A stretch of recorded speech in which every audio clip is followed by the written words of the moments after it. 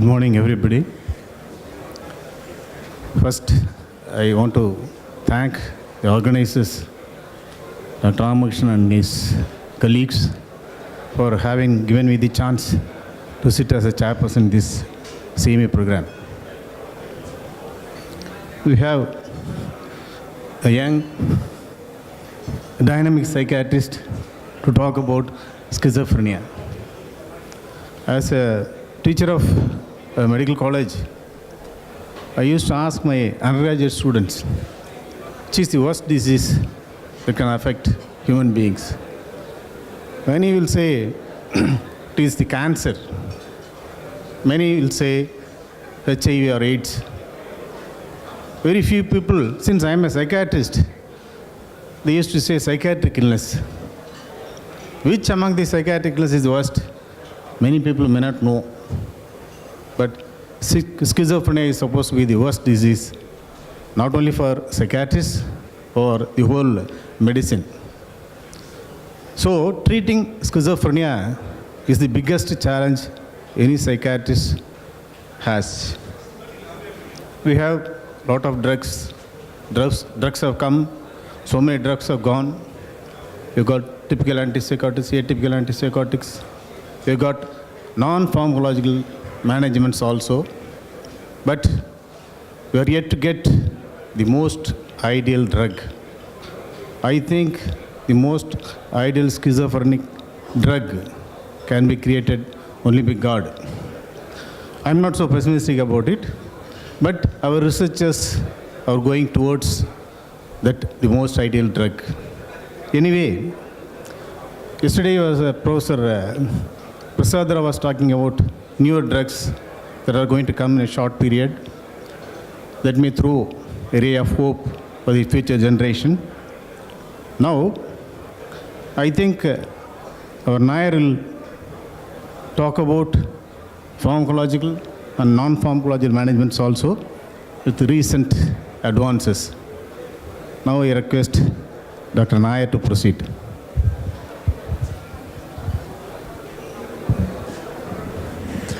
Good morning. At the very outset, I'd like to thank the authorities for a kind invitation to speak at this August gathering. And I'd especially like to thank Professor Mohan Chandran for offering me this talk and saying that I was supposed to talk on recent advances, which spared me the hassle of looking at emerging treatments. So he also gave me a caveat, because I tend to go too much into neurobiology. Stick to practitioners. Talk what practitioners need. Go with guidelines. Go with what is already known and try and improve it. Don't go on newer drugs too much. So I've kept my newer drugs to the last 3 slides. Rest is all what is pretty well known in terms of pharmacotherapy and psychosocial management. And I've, due to paucity of time, left out a pediatric bipolar, comorbidities of schizophrenia, and also rehabilitation. So I'll be basically focusing on some aspects of pharmacology, and I'll be trying to cater it down to the Indian context. Now, this is it. Though this be madness, yet there is method in it. And it's the method that we are trying to figure out. And it evades us all the time. But what is there? There has been a paradigm shift in how we choose antipsychotics. We all know about the first generation, second generation antipsychotics, and during the last part of the earlier part of the last decade, we had this whole area of research saying go to the atypicals, they are the safer drugs. Only to be slightly rewritten when the Katie and the Katla studies came through, saying that look at the typicals, they are not that different, they are not that problematic, please do try them. And then came the Loish meta-analysis, which is basically comparing antipsychotics across the board, 15 antipsychotics, typical and atypical, trying to narrow down the gap. And they finally said that the conventional classification of first generation and second generation antipsychotic does not hold water. And what is there is that there is a small but robust difference in terms of efficacy, but there is a difference substantially in terms of side effects. So now we are not looking at choosing drugs based on efficacy, but we are also looking at other profiles. And efficacy-based drug selection, just run through it. This is the famous lawyer's chart. Clozapine at the top. Of course, we know we reserve it for treatment-resistant schizophrenia. Looking at efficacy, we would rather choose a drug like olanzapine, risperidone, or even haloperidol. Amisulpride, due to pharmacoeconomics, might be a lesser choice in many cases. But look at the other side, all-cause discontinuation. Haloperidol comes at the bottom of the list, so we are probably left with choices like olanzapine, risperidone, or paliperidone. But all-cause discontinuation, the major problem with haloperidol, of course, as you all know, is the extrapyramidal symptoms. And looking at all-cause discontinuation, we probably would stick with a drug like olanzapine or risperidone or amisulpride. Now, the other flip side is how to choose antipsychotics based on the profile of side effects, which now has become a major issue because we are no longer choosing it based just on efficacy. We would like to know the profile of the patient, the affordability of the patient, and a lot of things other than that, and then choose antipsychotics. If you feel that the patient has got a higher propensity for extrapyramidal symptoms, we are going to go with drugs like olanzapine, quetiapine, aripiprazole, alloperidone, or amisulpride. And of course, there is enough evidence to show that risperidone and lurasidone are pretty much like your haloperidol because they come down the ladder in terms of extrapyramidal side effect. Again, this actually breaks down the dichotomy of the safe ziprasidone, chlorpromazine, and of course in resistant cases we are looking at clozapine.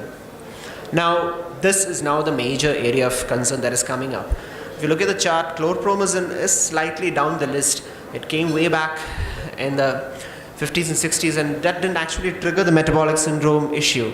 It was a whole array of the 90s and the 2000s with the newer antipsychotics coming in which triggered the metabolic syndrome issue and the weight gain and the dyslipidemia and the diabetes and impaired glucose tolerance which came into the picture. But looking at weight gain, you would prefer a drug like haloperidol or lurasidone. Lurasidone comes up on top, but if you look at the efficacy chart, it is just above alloperidone as a second worst drug in the list. Now, aripiprazole is another choice, but if you want to go for robust action, setting aside the problem of weight gain, you would rather go for a drug like olanzapine, which is a pretty good drug. Now, prolactin is a major concern, as Arun was alluding to. In such cases, we might go with aripiprazole. Here, you actually can see, if I had a pointer, it would be very easy, but you can actually see that aripiprazole goes far above or far below the placebo line, which actually shows that aripiprazole brings down the prolactin rather than raising it. And quetiapine also is slightly below, but it is an equivocal in that response. And amisulpride, it is written as not available data, but we know that it is one of the major culprits for hyperprolactinemia along with risperidone or typical antipsychotics. Now, QTC prolongation, especially when you're looking at a person with a cardiac abnormality or taking other drugs, especially erythromycin or stuff like that, we would rather avoid drugs like amisulpride or Certindol and stick to a lower drug like aripiprazole or paliperidone or even haloperidol for that matter. But there are drugs which are definitely here which are efficacious, but there are drugs which are not here which are efficacious. If you look at KT used perfenazine as the comparator and found that perfenazine has got very good efficacy, slightly higher extrapyramidal side effect. We know that we have a drug called trifluperazine which never comes up in any study, even though a Cochrane meta-analysis some time back in 2006 showed that it's a very efficacious drug, but we don't have comparator trials. How does this hold up against the list? Because when you look at weight gain, when you look at QTC, this is a pretty good drug which could be tried. So there are other drugs which need to be studied even at a context of this day psychiatry, especially in India. Now, what is all this data regarding antipsychotics done with the guidelines? I'm not going to talk about the APA, I'm not going to talk about any other guideline, I'm only going to talk about the clinical practice guideline of the IPS. I'm going to stick with the Indian guidelines, which came out, this is a recent advance, 2017 January. And that is a group which actually did it, eminent people who have enough experience and enough knowledge to inform us as to what we are supposed to do. The acute phase of treatment, this is the conundrum that we all started with, and they say that there is clarity on this. The conundrum is whether to choose a first-generation antipsychotic or to choose a second-generation antipsychotic. And they clearly state that since the publication of the last guideline, there is much more clarity. Clarity brought about by Katie, clarity brought about by the Loish meta-analysis. They say now that the bulk of the evidence indicates that in terms of efficacy, in terms of adherence and subjective properties, there is absolutely no difference between the first generation and second generation. So choose the drug that you want to, based on the profile of the patient. Of course, clozapine is a gold standard for treatment-resistant schizophrenia. Now, what are the parameters that we are looking at? If there is a past history of a very good response to a drug, choose that drug. Don't go for anything else. Cost and affordability, where amisulpride might suffer a bit. Psychiatric comorbidity, if there's a mood spectrum, go for a second generation antipsychotic like olanzapine rather than a haloperidol. Medical comorbidity, if there is a weight gain, dyslipidemia, go for drugs which cause less weight gain, or if you've got a hyperprolactinemia issue, go for a drug like aripiprazole. Side effect profile, which I've already alluded to. Patient and family preference in many cases. Preferred route of administration, whether it be based on pharmacokinetic issues, whether it be based on drug compliance issues, or whether it be based on treatment resistance. This might be a call for a depot antipsychotic in many cases. Concomitant medications, your CYP interactions which might come into the picture, that also has to be looked into.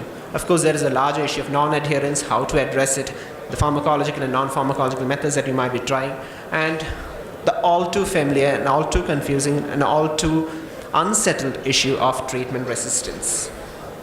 Now, acute phase, you've got your patient stable by 8 weeks. Then to the continuation phase, the new guideline actually says that every case you have to go for a continuation phase of 6 to 12 months. It's not the maintenance phase. Remind you, the continuation phase, the goal is to maintain the patient in remission and assess recovery. Further assessments as to the cognitive profile, the negative symptom profile, the family dynamics, all have to be done here. The antipsychotic treatment, as usual, continues with the same antipsychotic. The psychosocial interventions have to be started and maintained during this phase. And always, in all cases, monitor for response, monitor for side effects, and monitor for treatment adherence. Now, the maintenance phase. This is where we are talking about long-term maintenance and probably even lifelong maintenance in the case of schizophrenia. Where do we go for maintenance? You've completed the continuation phase. You might have ended up at 1 year now. Now, if the patient has got multiple relapses even during that phase, you might have to think about a maintenance. Now, as you're tapering off the medication, the patient relapses, maintenance might be an option. If there are 2 episodes in the last 5 years, look for maintenance as an option. Of course, major issues are history of suicide attempts and the nagging issue of residual psychotic symptoms, which might necessitate that you put the patient back on antipsychotics. Now, family history of a poor outcome is said to be another indication for maintenance treatment, and comorbid substance use, which might actually complicate the picture. And this is one thing which you have to look for even in case of treatment resistance, whether the patient is surreptitiously using drugs, which might actually upset the rhythm. So that might be another reason for continuation. And how long to continue? The first step, not continue, maintain. First episode, the maintenance is at least 1 to 2 years of maintenance treatment is recommended. But if you're looking at a patient who has had episodes of exacerbation, and several episodes of exacerbation have been there, 5 years or above is said to be what is more robust in terms of maintaining the patient at a good functional level. Now, patients with either a history of aggression or suicidality, it is said that it is better that you continue antipsychotics, probably even lifelong. Now, this is just to look at treatment resistance in polypharmacy, more at polypharmacy than treatment resistance, because treatment resistance is something of a talk in itself. Now, recently, not that recently, but 2013 is pretty recent, Stephen Stahl came out with this dozen recommendations or suggestions as to how to go from antipsychotic monotherapy to antipsychotic polypharmacy. Of course, you start at the lower part of the ladder where you're trying a single antipsychotic, giving it for an adequate period of time at the adequate dose. Then if it's not working, you're going for the next antipsychotic. The third, because of the scare of clozapine and its side effects and the reason for monitoring and how well a patient might accept that. But then this is a step that at least theoreticians recommend as the second step.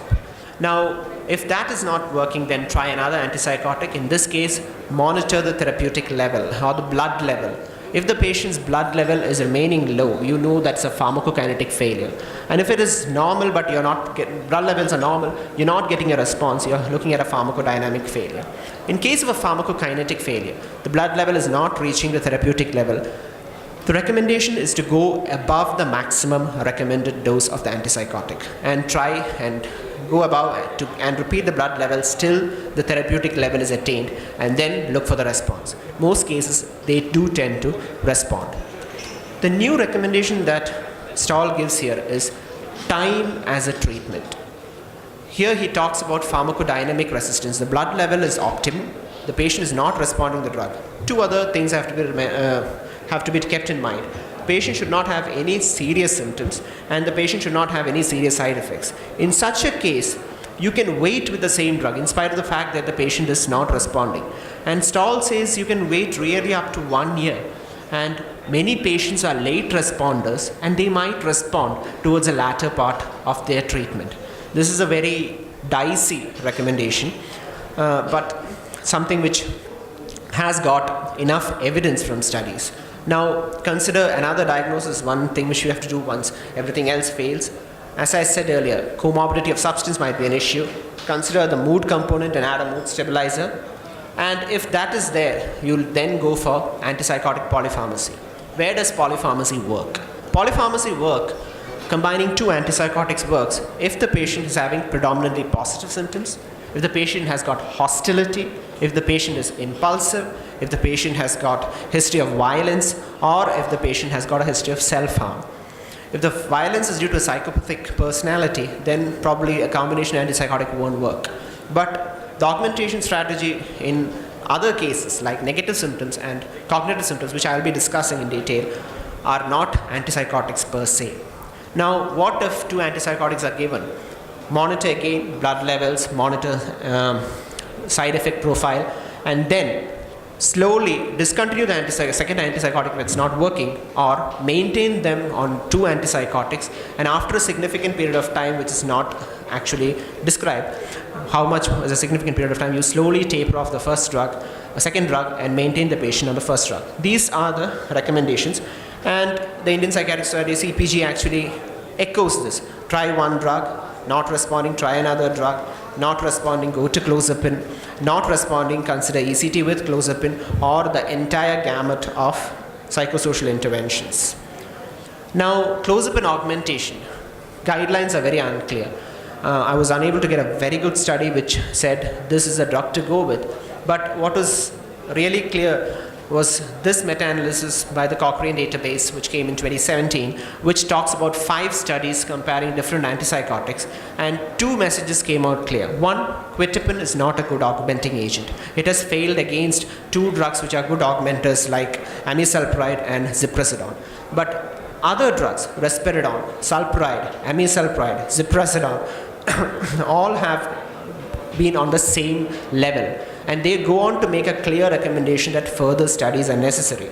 And what would be a rough guideline is based on different literature is if you're going to have positive symptoms, you augment clozapine with risperidone, amisulpride, sulpride, haloperidol, aripiprazole, mild response is still there, valproate, topiramate, omega-3 fatty acids, memantine, and of course ECT, which ECT has got very good evidence here.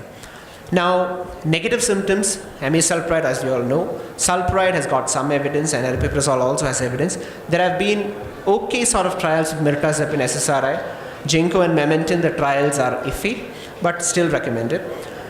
Now, you've got mood and aggression, topiramate and valproic acids are said to be used, and citalopram is pretty good. But when you come to augmentation with a mood stabilizer, this is the latest evidence, and this is not for mood symptoms per se, it's for total psychopathology. The trials with carbamazepine are not possible because of the issue of additional granulocytosis risk and its relative inefficacy. Trials have been done with topiramate, lamotrigine, sodium and magnesium valproate. If you look at the data analysis per se, topiramate, lamotrigine and valproate come out on top. The sodium valproate come out on top. But lamotrigine study was skewed by an outlier study which really showed that lamotrigine is a very efficacious drug. Once this study was removed, it is clear that topiramate and valproate are better augmenting strategies than lamotrigine. Now, metabolic monitoring is something which we have to do, and this is the only side effect which I will going to discuss as a management aspect. We will have to take a medical history at the baseline and look at the baseline, and every 6 months and 12 months and every year after that, at least do your weight charting, your BMI, the waist-hip ratio, the pressure monitoring, the sugar monitoring, the lipid monitoring, and give your patients good, solid lifestyle and dietary advice. This has to be an ongoing process when a patient is on antipsychotics. It's a very strong recommendation. And if and when you plan to shift the drug out, what are the things you should look for? There should be at least a weight gain of more than 7% from baseline before you shift the drug. Or the patient should have developed the complications like hypoglycemia or dyslipidemia. Now, when you shift, consider the cause of the illness. If there has been multiple failures with other treatments and this is the drug that has worked, stick with it. If there is a comorbid physical illness, that also has to be taken into consideration. A patient on a renal prescription or having a poor renal profile, just because of the fact that he's got weight gain, you're shifting to amisulpride might be a very bad option. Now, a potential side effect of the proposed drug is something which you have to look for, and that has to be very clearly looked for in many cases.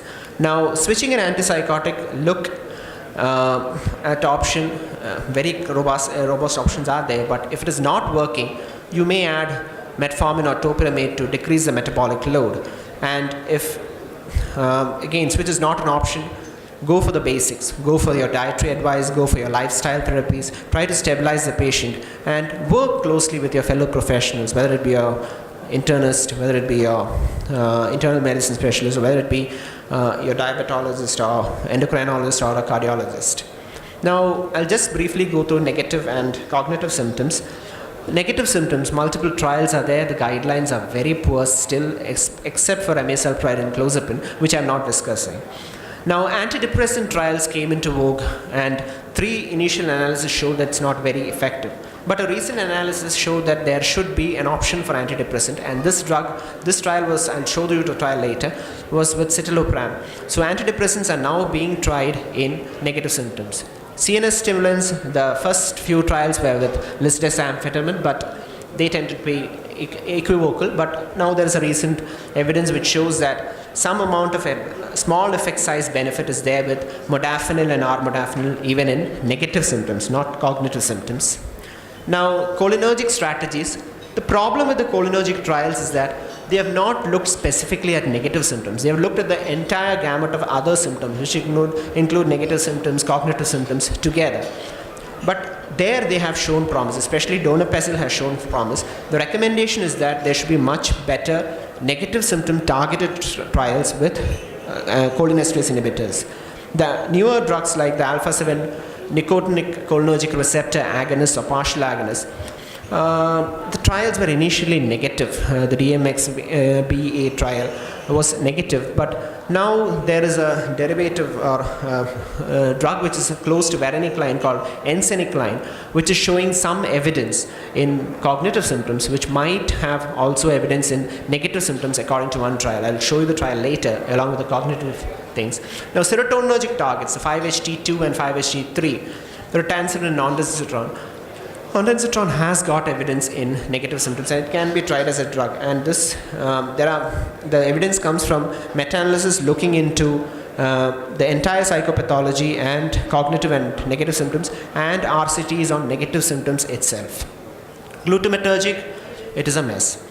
Because studies initially started with the CONSIST trial, serine, D-serine, glycine, cycloserine, everything failed. Bitopertin came in as the wonder drug, the GlyT1 antagonist. They said it's going to work. The trial again failed. So pretty much everything that we have thrown in the glutamatergic axis has come out a no-brainer. So I'll just slip through this. Now, inflammation and immunological targets. Trials are there with everything from aspirin to celecoxib to N-acetylcysteine. Aspirin trials are okay in total psychopathology, but not in negative symptoms. The only negative symptom trial that is coming in as slightly efficacious, is with minocycline. And minocycline RCTs, negative and positive RCTs are there, mixed results are there, but it is an area which should be taken into consideration. And DBS and RTMS, almost everything has so far failed, but it's still an area of research. Now this is the CONSIST trial, actions trial, which I said, which shows that citalopram is a drug which should be considered in negative symptoms. So first step in the management of negative symptoms according to the CPG guideline is to look for whether it is a secondary negative symptom. So treat the psychotic process actively. If it is not, then amisulpride and clozapine become the first option. Here they are not talking about any of the augmenters or any other drugs. They are going straight into social skills training, token economy, and other psychosocial interventions. I'll come to the evidence of that later. Now the summary is negative symptoms. Okay, the armamentarium currently is amisulpride and clozapine. Antidepressants are worth a verification. Role of ondansetron and minocycline. Ondansetron slightly better. And specific negative symptom targeted studies with cholinesterase inhibitors, but still they can be used. They're still available and it's not a big problem using them. Cognitive trials, cognitive symptom trials, again it's starting with the dopamine agents, and it is a large array of negative trials with some positive evidence with dextroamphetamine, but the last trial came in 2010 and they have just left it at that. So dopamine I'm not going to discuss. Glutamatergic, again, this is the first trial, the CONSIST trial, which looked at glycine and cycloserine, both negative and cognitive symptoms. The study was negative, and then on we get everything going negative for them. The ampakine CX516 that acts on the AMPA receptors, the trial was negative. Lamotrigine was tried, it was negative. The only thing that came out, that bitopertin, the big one, it was going to be effective and things like that, that turned out to be negative. Memantine trials were negative. The only thing that came out later was they compared, in the British Journal of Psychiatry, the cholinergic agents, the glutamatergic agents, and to a certain extent the serotonergic agents, and found that the cholinergic medications have a marginal improvement in verbal learning and memory. But the rest, it's all pretty not good. And interestingly, the serotonergic medications had some effect on positive symptoms. Now, cholinergic agents therefore remains a strategy. This is another cholinergic agent which needs to be actively looked at. This is the trial of ensenicline, which said that both cognitive impairment and negative symptoms improved with ensenicline. So this is a drug which might hold some promise. Stimulant trials, negative trials usually, except for the first and the last published trial of modafinil. Everything else regarding modafinil and armodafinil were negative trials. But immunological agent, davunetide, a drug which has been tried in Alzheimer's and chucked off in Alzheimer's, has got some role now in cognitive symptoms of schizophrenia. Minocycline, coming into schizophrenia, positive and negative trials are there in both negative and cognitive symptoms, so another agent which can be tried. Now, there was a recent review of evidence-based practice on the cognition of schizophrenia, and they looked at a meta-analysis, 3 meta-analysis, and concluded that cognitive remediation therapy programs, which were based on strong indicators of outcome, the remediation therapy programs which are specifically designed, outshone all other medications and even just practice in terms of improving cognition. And they have come out with a recommendation that the evidence-based therapy is cognitive remediation rather than trying for the newer agents. But there are agents which are holding promise, so we shouldn't be totally disheartened. We can always, implement a cognitive remediation program, slightly difficult in my setup at least. There is a modest role of cholinesterase inhibitors. This has to be tried. Ensenicline, whether it will come up in a big way, we do not know. And there are trials with davunetide and minocycline. Now, psychosocial adjuncts, I'll just run through now. CBT, there is no difference between CBT and any other therapies. There is no edge of CBT. Social skills training definitely reduces relapse. It improves social skills and reduces relapse. It has a role. So does token economy. I'm not going to show that slide here. Intensive case management, especially the assertive community training program, as part of that model, has got a very definite role in reducing hospitalization and increasing retention in care. There is a huge area of social media intervention, social media support groups, social media assisted psychotherapy, social media assisted psychoeducation. Some evidence is there for web-based psychoeducation, but largely this needs to be taken with caution. Somatic treatments, ECT is effective, and there is another study that is going to, another meta-analysis that is currently happening on ECT, looking at ECT specifically in treatment-resistant schizophrenia. It is going to come out in 1-2 years' time. RTMS is negative for schizophrenia, and TDCS, which is now coming up, transcranial direct current stimulation, though it reduces the intensity of hallucination, there is no clear evidence for recommendation. New agents, I'm just going to run through a few of the agents. All these have been discussed earlier. All these 4 drugs are FDA approved. Brexpiprazole, the efficacy is based on 5-HT1A and 5D2 receptor partial agonism with a 5-HT2 antagonism, same as cariprazine. The efficacy trials, 2 large studies show that it is separating from placebo. Akathisia is a major side effect. It has already been FDA approved for adjunct treatment in major depressive disorder and schizophrenia. Both cases, weight gain came out as a major problem, and the dosage is written below. Cariprazine, same mechanism as brexpiprazole. Now, it is approved in schizophrenia and acute treatment of mania or mixed episodes. It has got a pretty high CYP3A4. The other drug had both CYP3A4 and 2D6. Now, it is recommended at 1.5 to 6 milligram.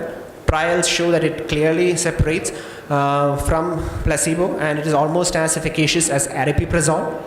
Now, akathisia and EPS are a major concern, but weight gain is not much of a concern. Only 8% had greater than 7% weight gain, 7% increase in baseline weight.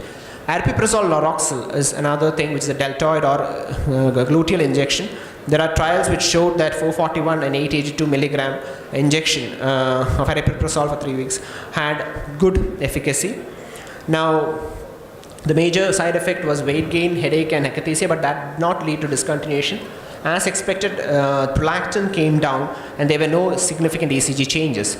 Paliperidone, palmitate, this is the Invega Trinza, not the Sustena, which is actually once in 3 months injection. The trial was stopped because of efficacy. It clearly showed that the relapse tapered down to 10% level, while with the placebo it was rising above 50%. So clear evidence that at all these doses, 273 to 819, this is a very good drug. Now, there are a lot of hotbed drugs like ITI 1007, a bond-like drug, aripiprazole, Loroxil at 2-month injection, long-acting risperidone depot, subcutaneous injection, education, giving a feedback, computer web-based programs to help in assisting in treatment, smartphone applications. If you look at Google Play, currently there are only 8 to 10 applications. None of them are pretty good, but developing a good application which might help the patient monitor and get in contact with the authorities at the main time might be a useful thing. Now, in summary, we have said that there is a shift in antipsychotic selection. There is a return to prominence of the first generation antipsychotics. There are slightly clearer guidelines on treatment resistance. No clear clozapine augmenting agents. Negative symptoms, as I said, amisulpride and clozapine. Antipsychotics, antidepressants can be tried, ondansetron, minocycline, and cholinesterase inhibitors have to be looked into. Cognitive symptoms, cognitive remediation remains the role. There is a modest role for cholinesterase inhibitors. Modafinil and minocycline needs to be looked into, but modafinil is still negative. Now, social skills training, intensive case monitoring, tokenic monitoring, all have their definite role. No role for RTMS in many of the studies, whether it be for negative symptoms or positive symptoms. TDCS, of course, it can be studied. The promise and the disappointment of the emerging drugs and the drugs that have been approved, that needs to be tested at the real world in the Indian context. Now, with schizophrenia, I'll end with this. It's like quantum mechanics. Richard P. Feynman, who said that you have to simplify everything down to explainable facts rather than confusing theory, said that if you think you understand quantum mechanics, you don't understand quantum mechanics. I think it's pretty much the way with schizophrenia. You think you understand it, and it eludes you every time, because we know what it looks like, but we don't know what it is. We do not still know what schizophrenia is. Thank you. Thank you, Dr. Rajmohan.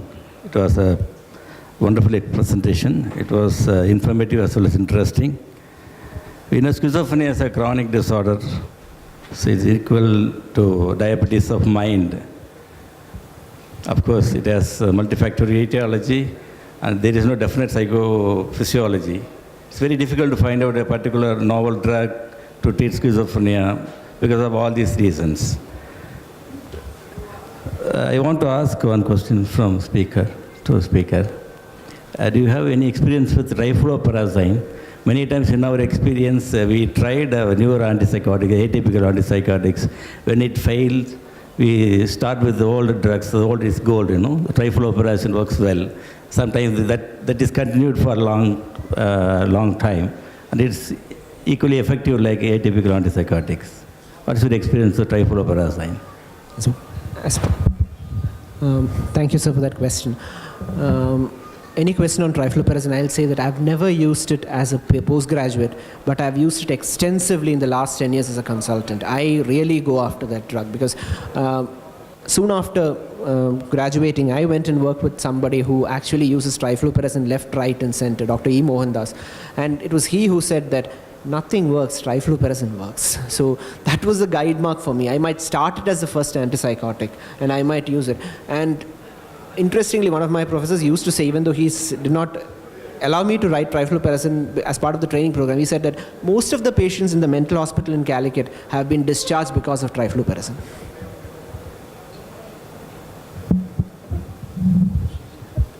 I would like to ask audience to respond. Questions from audience.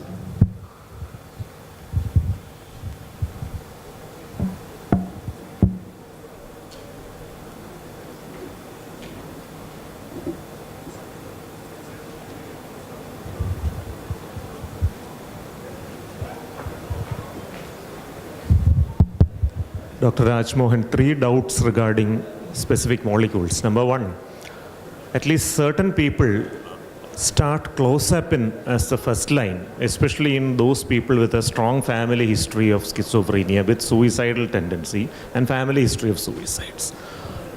Are we justified in starting clozapine for such a person? Number 2 is, what is your personal experience regarding ziprasidone as an antipsychotic? Not evidence, your experience. Is there any specific subset of patients for which ziprasidone appears to be good?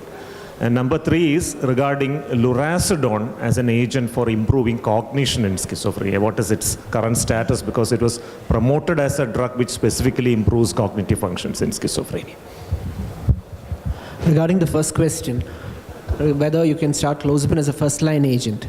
A few years ago, Dr. SKC was doing a seminar on clozapine, and he was very strongly advocating for this as a first-line drug, especially if there is a family history of treatment resistance or poor response, and the patient is suicidal. And he said, start with clozapine and go ahead. Don't worry about the side effects. But it is not supported by evidence. It's just a experience-based practice, and it has worked wonderfully for him. Regarding ziprasidone, absolutely no experience with the ziprasidone. I've not tried and I do not know. Somebody might be able to enlighten us as to how ziprasidone is going to affect patients and whether there's a subset of patients who might respond with ziprasidone. Lurazidone, there are no comparative trials with any drug which is used in cognition in terms of improving cognitions. When we launched it, we said it has got a slight edge, but it has not been compared with any good drug to say whether it is effective in schizophrenia. But look at the efficacy. It is just above iloperidone. It's one of the least efficacious drugs in schizophrenia. If the positive symptom does not improve, what hope do you have for negative symptoms or even cognitive symptoms? Professor Javis. You would like to share some, all of us should share some experience with the clozapine.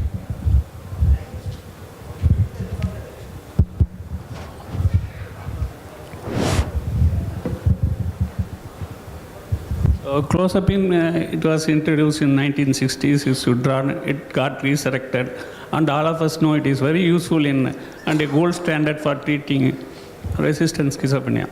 But the scare with the clozapine, the question of agranulocytosis, so we are resistant. But from a personal experience, I don't find that to be a real risk and maybe because of time and other things, I have been using for quite number of patients with clozapine. Honestly, I'm not doing the blood count monitoring and other things. Still, I am not able to recognize agranulocytosis. That is it. And even in the Indian psychiatric literature, actually, I read only one report about incidence of agranulocytosis reported from Ramchandra some 20 years back. So we should not be scared of using clozapine even at higher doses. Another thing they say is cardiomyopathy or myocarditis with clozapine. I think these are all exaggerated. So all of us should share our experience about this using clozapine because it's a good drug, I feel, for resistant schizophrenia.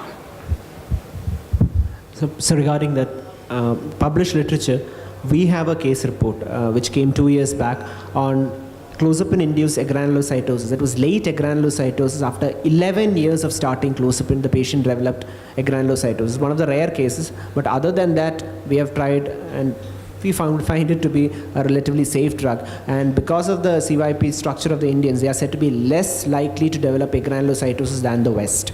So it's a definite drug for us. Just one question again. The US FDA and the APA is mainly the pharma-driven guidelines to some extent, and the NICE guidelines are mainly the NHS managers-driven or cost-based guidelines.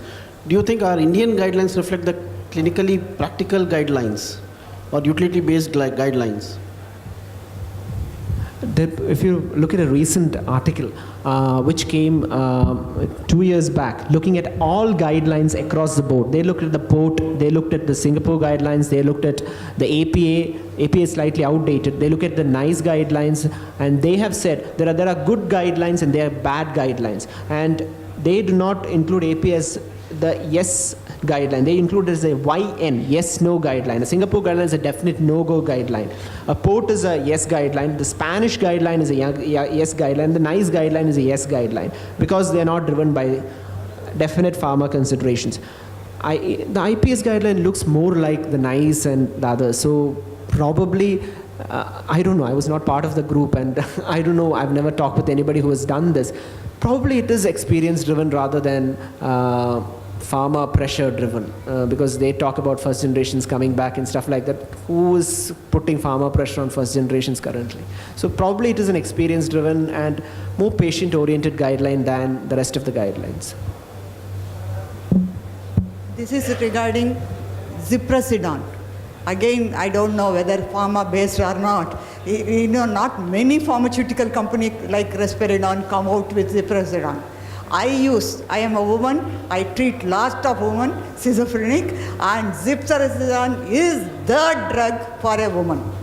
Mainly because no hyperprolactinemia, no weight gain, and very, very effective one. And in the long run also, they don't develop anything very serious. And this QTC is simply exaggeration. It is much less than haloperidol. Madam, at what dose do you use ziprasidone?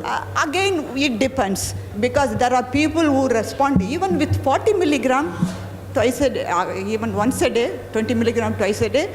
They respond very well, and they maintain even at 20 milligram of ziprasidone. And there are people 160 milligram and still very well tolerated, and the response is very good. Again, I will not go with the guideline of, not. Because if 20 pharmaceutical companies come out with ziprasidone and promote actively, we will use it and find the benefit. Thank you. The guideline says you can use ziprasidone. It's just an apprehension on our part, probably.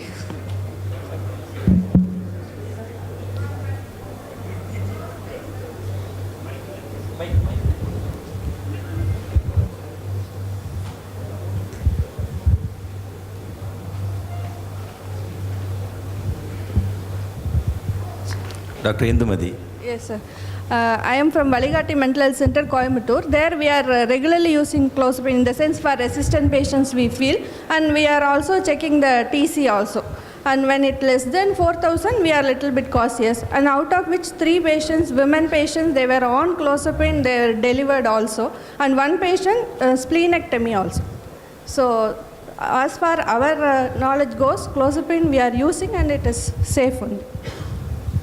But we are educating the patients about the side effects and all those things, priming them, and initially trying to antipsychotics, and we tell them it's 1 year trial. It is not 3 months or 6 months, it is 1 year trial, you have to be on medications. Initially we used to admit the patient and gradually increase the dosage and stabilize them up to 3 weeks and all we used to admit. And then we'll take them on the OP basis.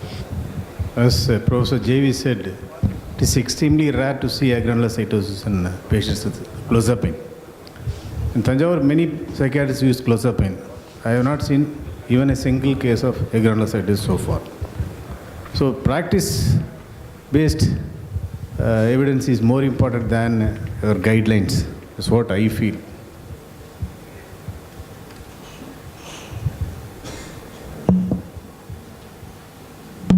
If there are no questions, we can wind up the session. Now, I request the chairpersons to honor our speaker.